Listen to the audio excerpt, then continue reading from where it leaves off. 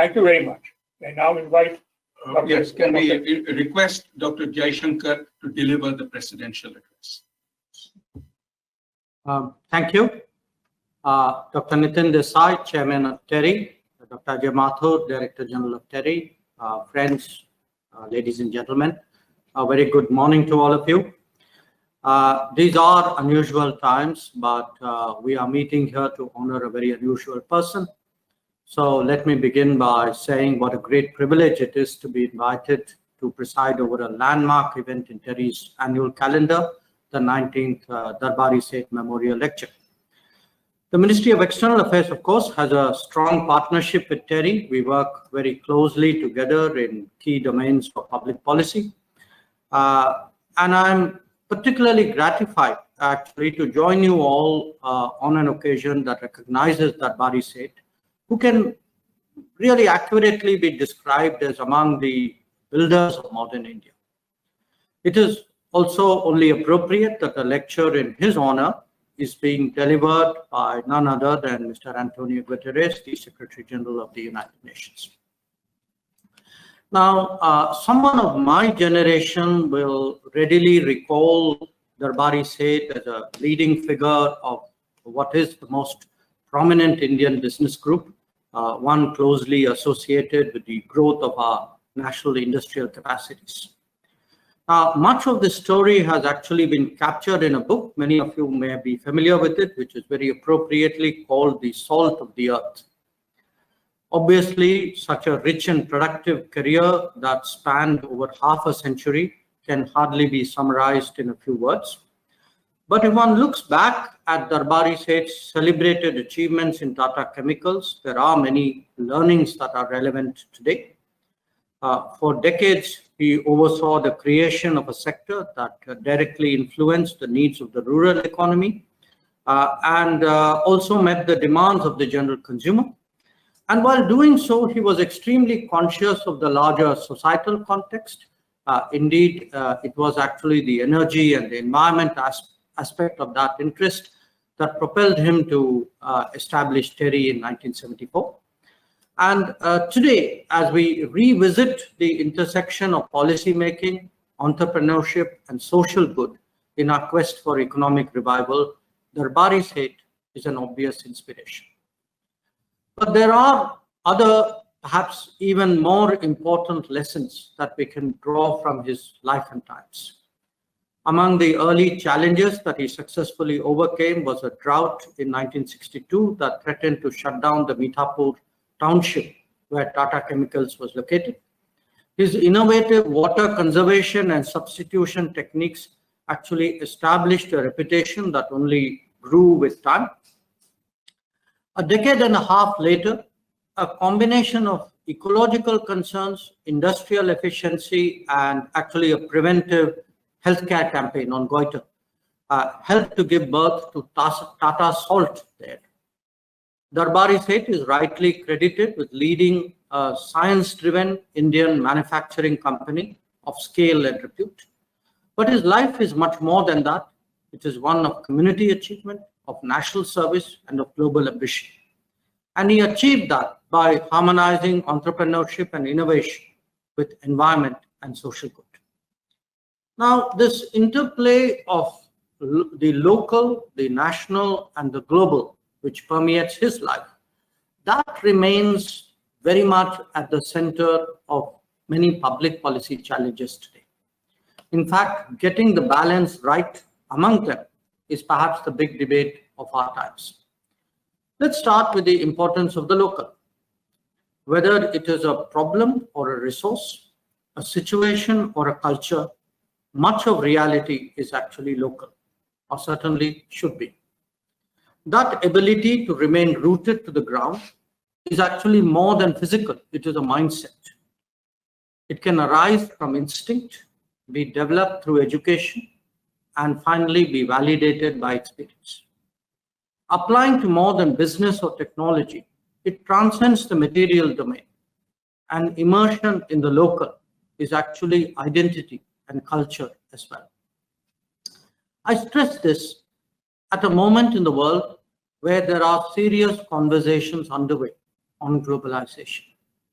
Any objective assessment of that phenomenon would highlight that the world has been ill-served by a one-size-fits-all approach. Whether it is condescending prescriptions from afar or mass produce that overwhelms local creativity, they infringe the very diversity that defines us all. Today, we see a growing recognition of the value and importance of the local. It may be in handlooms and handicrafts, in arts and cuisine, or in livelihood and commerce.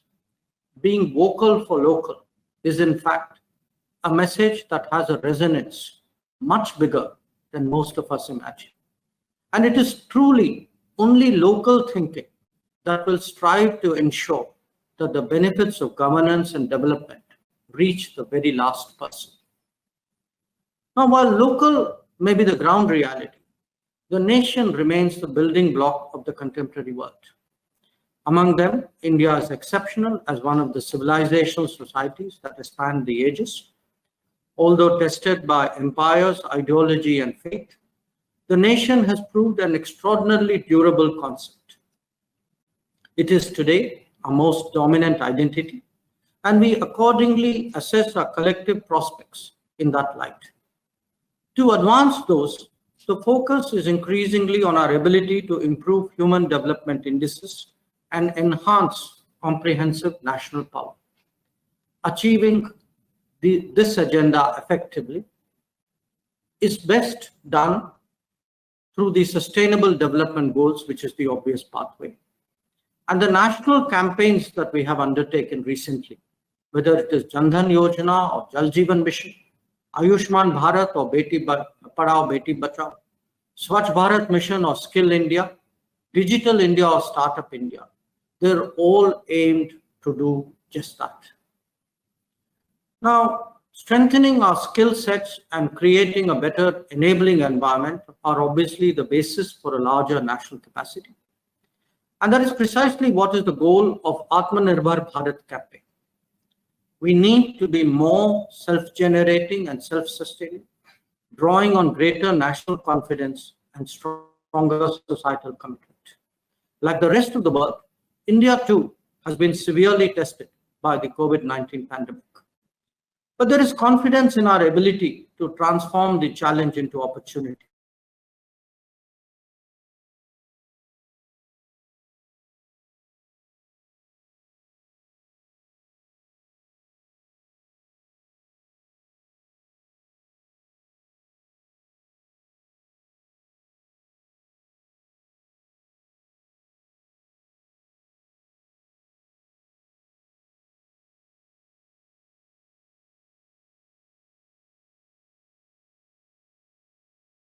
Our domestic policies need to be promotional of rapid growth and greater manufacturing. Our external ones too must ensure in parallel a level playing field for our own producers. In approaching the world, it is obviously important to emphasize that India remains global in its outlook, even more so now after the pandemic. This has been demonstrated repeatedly, whether it is in our medical assistance to 150 nations or humanitarian relief to those societies in distress. The most recent example was a consignment we sent to Beirut. The current times, however, do provide an occasion to review the nature and terms of our external engagement. Economically, arrangements based on the template of others have naturally not worked in our favor. Thinking through the challenges we face on the basis of our own interests is therefore very much the essence of Atmanirbharta. Livelihood and innovation should never be sacrificed at the altar of political fashion or commercial convenience. Believe me, our country has enough cards to play if we have the confidence to play them well. Well, all that will inevitably unfold. The time is also right for us to revisit the very concept of globalization. We have allowed it to be defined by the interests of a few who visualize that process largely in financial, trade, or travel terms. Real globalization can never be just an aggregate of transactions in these domains. It is an outcome of genuine collaboration and essential indivisibility. The true challenges are more phenomena like terrorism, pandemics, and climate change. These are the issues that will really test the seriousness of multilateralism. Unfortunately, there are some who persuade themselves that they can draw the benefits while leaving the risks, threats, and challenges for others to deal with. This is predicated upon a false confidence that such problems can be localized in some regions, while others stay free from such contagion. As we have seen, this is not possible. If it took a heinous attack using a passenger aircraft as weapons of mass destruction to underscore the age of terror, it has similarly taken a lethally contagious virus to trigger a pandemic that has brought the world economy to its knees. Future historians will mark these as standout moments that disrupted the trajectory of human society. At the same time, there is also another similarity that we should reflect on. Terrorism was not born on 9/11, nor has the COVID been the only pandemic. We have long known intellectually that terrorism is a cancer that potentially affects everyone, just as pandemics potentially impact all humanity. And yet, in both cases, globalized focused response to either challenge have tended to emerge only when there has been sufficient disruption created by a spectacular event. 19 years from the tragedy of 9/11 and 12 years from our own 26/11, we have today a range of mechanisms in place to contend with terrorism. These include the FATF, the Financial Action Task Force, various UN sanctions committees, and the Counter-Terrorism Executive Directorate. But we still lack a comprehensive convention on international terrorism, with the membership of the UN still wrestling with certain foundational principles. All the while, states that have turned the production of terrorists into a primary export have attempted, by the dint of bland denials, to paint themselves also as victims of terror. But as we have seen last week, sustained pressure through international mechanisms to prevent the movement of funds for terror groups and the front agencies can work. It has eventually compelled a state complicit in aiding, abetting, training, and directing terror groups and associated criminal syndicates to grudgingly acknowledge the presence of wanted terrorists and organized crime leaders on its territory. The struggle against terror and those who aid and abet it is work in progress. It remains for the international system to create the necessary mechanisms to shut down the structures that support and enable terrorism, whether in South Asia or across the globe. Similarly, we face a structural challenge in improving the international architecture that serves all humanity in the fight against pandemics. We have seen precursors of this current crisis before. For most of the last century, humankind's luck largely held out. Either the sites of such outbreaks were remote, or our monitoring systems managed to head off a crisis in time. This time, however, the international warning systems, reporting protocols, and response mechanisms were unable to prevent the spread beyond ground zero. These examples have highlighted the need for both a more enlightened, more responsive multilateral system and a new, inclusive, and non-transactional approach to multilateralism. In short, reformed multilateralism. The reform of international organizations is not merely desirable, it is imperative. We need to modernize the international system step by step to make it fit for purpose, beginning by making each entity relevant to the age in which we live, not when it was created. This requires revisiting membership and structures of control, reorienting operational principles and rules, and rebuilding the resourcing channels of the key pillars of multilateralism. When we look at the world's approach to climate change, the narrative has evolved significantly since the 1990s. At COP21 in Paris in 2015, Prime Minister Modi stressed India's enhanced commitment in that regard. Subsequently, India demonstrated its will through its intended nationally determined contributions, INDCs, emerging as a leader in green energy transitions.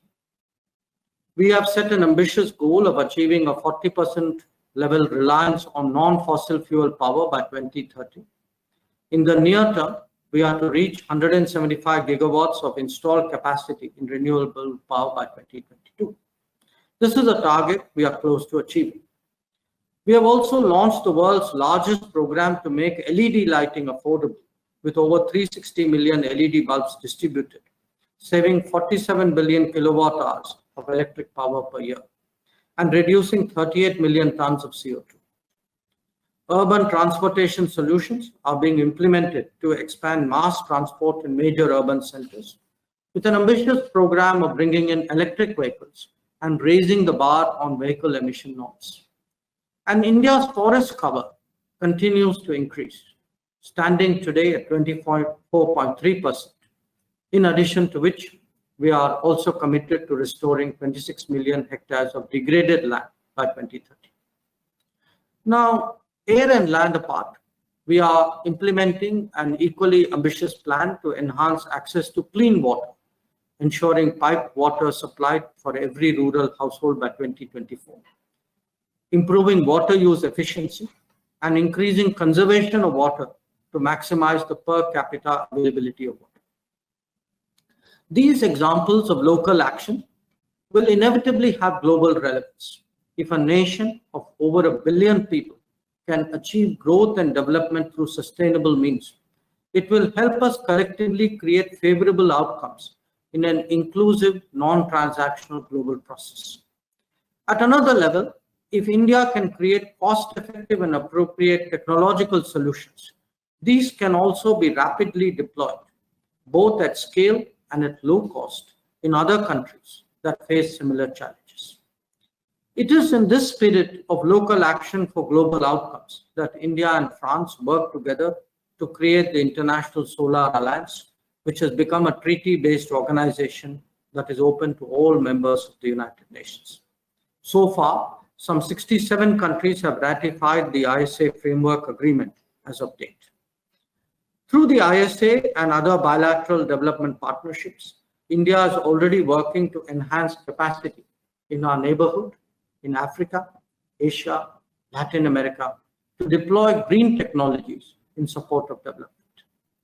A similar approach underpins our Prime Minister's initiative tabled at the last UNGA to create a Coalition for Disaster Resilient Infrastructure, CDRI. Here too, we seek to script a cooperative approach to build resilience in infrastructure, transport, communication buildings across the globe, especially in geographies susceptible to natural disasters. The objective is to find best-in-class solutions that are readily deployable, scalable, and affordable, so that the consequences and costs of managing natural and other disasters are mitigated substantially. Let me stress that these examples show that commitment to a fairer and more inclusive multilateral goal need not obstruct a pragmatic course of action. Our initiatives in the complex and often contested discourse on climate change serve as a contrast to the unwillingness to take more practical, less ideological action to combat terrorism. Greater practicality and more non-selectivity would certainly strengthen multilateralism, especially as we enter a more multipolar world. On its part, India has sought to prioritize and achieve concrete outcomes in different domains through practical cooperation. This is as evident in the attainment of the SDGs as in efforts to develop diagnostic, therapeutic, and vaccine solutions. For all the challenges that the current pandemic has brought to our doorstep, it has also refocused us on the international system that has coexisted for as long as we have been a free nation. It is, in that sense, a unique moment for serious reflection on the state of the world order to which we have all become accustomed. India enters the UN Security Council as an elected member in 2021 and joins the troika of the G20 at almost the same time. There could be no better opportunity to work with all those who recognize the benefits of multilateralism and are prepared to contribute more to its reform. And India, that is weighing the balance between economic revival and global engagement, would do well to recall Mahatma Gandhi's words: humankind is as much self-dependent as interdependent. I thank you for your attention. Thank you very much, Dr. Jaishankar.